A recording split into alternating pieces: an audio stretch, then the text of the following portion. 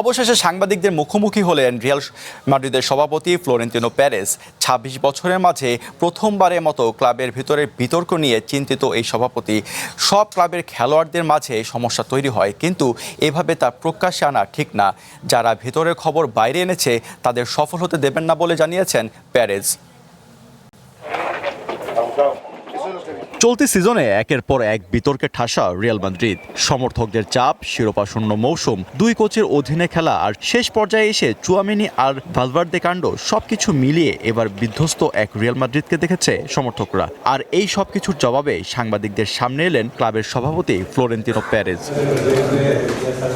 সিজনের শুরুতেই দ্বিতীয় স্তরের দলের কাছে হেরে কোপা দেল রের থেকে ছিটকে পড়ে রিয়াল। গত জানুয়ারিতে স্প্যানিশ সুপার কাপের ফাইনালে বার্সেলোনার কাছে হেরে বসে লস ব্লাঙ্কোরা। এরপরেই ছাঁটাই করা হয় কোচ শাবি আলোনসোকে। কোচের পরিবর্তনেও সফলতার মুখ দেখতে পারেনি ভিনি এমবাপেরা। নয়া কোচ আলভারো আলবেলোয়া আসার পর কিছুটা ছন্দ ফিরে পেলেও যাত্রায় আবারও হোঁচট খায় রিয়াল। চ্যাম্পিয়ন্স লিগে কোয়ার্টার ফাইনালে 2 লেগে হেরে বসে আরবেলোয়া বাহিনী। একই সাথে লা লিগায় একের পর এক ম্যাচ হার, আর শেষ পর্যায়ে এসে বার্সেলোনার কাছে শিরোপা হারানো। সবচেয়ে বেশি সমর্থকরা যে কারণে ক্ষুব্ধ হয়েছে তার কারণ হলো এল ক্লাসিকোর আগ মুহূর্তে এসে চুয়ামেনি আর ভালভার্দে ঘটনা, যা শুধু ক্লাব নয় বরং সমর্থকদের মনে আঘাত এনেছে। মঙ্গলবার বোর্ড মিটিং শেষে সাংবাদিকদের সামনে আসেন ক্লাবের পরিচালক ফ্লোরেন্তিনো পেরেজ। তার কাছে শিরোপাহীন এই সিজনের চেয়ে বেশি কষ্টদায়ক বিষয় হলো ড্রেসিং রুমের অস্থিরতা।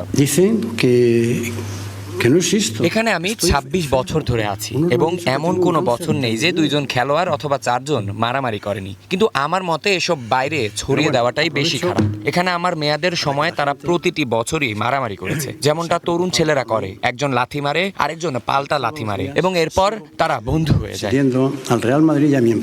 যারা যে উদ্দেশ্যে ঘটনাটি বাইরে প্রকাশ করেছে তাদের কিছুতেই সফল হতে দেবেন না বললেন পেরেজ। তবে ভেতরের ঘটনা এভাবে বাইরে ছড়িয়ে পড়ায় যে তিনি চিন্তিত স্বীকার করলেন পেরেজ। এরই মাঝে নতুন কোচ নেবার গুঞ্জন উঠেছে, যেখানে নাম এসেছে ক্লাবের সাবেক কোচ জোসে মরিনিওর নাম। ড্রেসিং রুমের বাজে অবস্থা আর বিশ্বমানের ফুটবলারদের নিয়েও শিরোপা করা থেকে অচিরেই বেরিয়ে আসার আশ্বাস দিয়েছেন রিয়াল মাদ্রিদ সভাপতি।